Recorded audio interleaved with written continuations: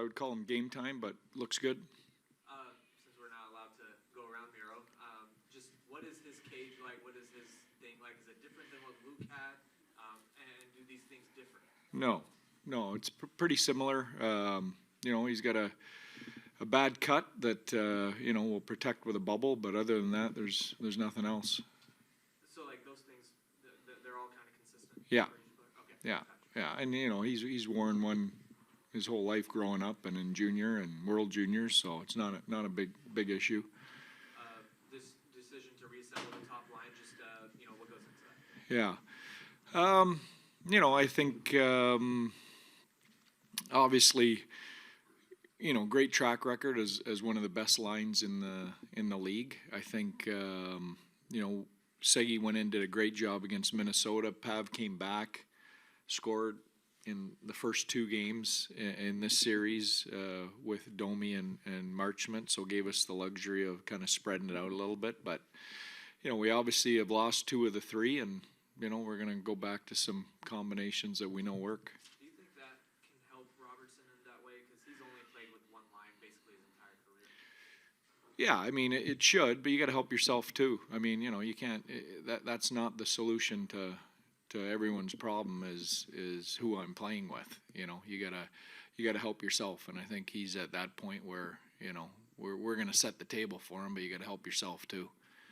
When you look at the film from last game, what were sort of the conversations yesterday and today about here are the pressure points and here are the areas? Yeah, a strange game. We got through the first on the road. I thought we were okay. Early in the second, Jamie Benn gets a grade A. I think whoever gets that first goal is real important. They go down the other end, and the fluke goal, where actually inside everybody hits Miro in the face, and the guy ends up alone at the net, so they get the first goal, and then it really snowballed quickly on us after that. But I didn't feel it was as bad as the score indicated, and I thought there was opportunity for us there to do a little more. Having said that, we didn't do enough to win, and we got to fix that tonight. Because of the success that top line with Pavelski with them had and has had, was a change like this kind of inevitable unless you guys ripped off 16 straight games? Yeah, I don't know if inevitable is the right word, but I think. Yeah, probably. Over a long run, we knew we were probably, you'd probably end up back with those combinations at some point. You'd be crazy not to. So, it was a nice luxury to have to spread them out a little bit for a couple games, and it worked. We had maybe our best game of the playoffs in game 2, this series. So, but I think guys are excited about.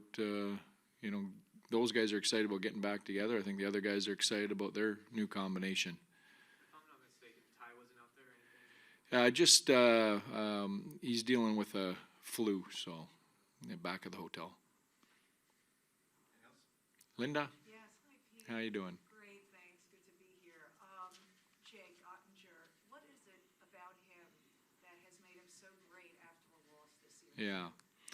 Yeah, he's got that mental toughness and resolve that I think all great goalies have. You look at Vasilevsky's record after losses. I think that's really important. To have that to stop the bleeding, so to speak. So I think he takes it personally, and he's been lights out in that situation. In my time here.